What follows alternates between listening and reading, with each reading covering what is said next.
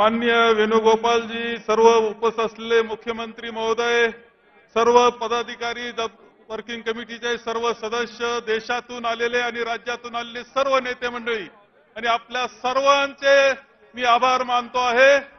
आणि हा संदेश राहुलजींचा संदेश, आदरणीय खरगे साहेबांचा संदेश घेऊन आपण महाराष्ट्रात आणि देशात जाऊया, पुन्हा एकदा काँग्रेस दिमाखाने उभे करूया, एवढं सांगतो।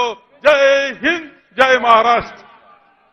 माननीय वेणुगोपालजी, सर्व उपस्थित असलेले मुख्यमंत्री महोदय, सर्व पदाधिकारी, वर्किंग कमिटीचे सर्व सदस्य, देशातून आलेले आणि राज्यातून आलेले सर्व नेते मंडळी आणि आपल्या सर्वांचे मी आभार मानतो आहे।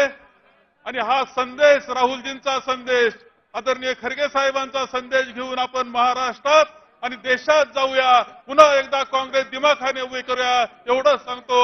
जय हिंद, जय महाराष्ट्र।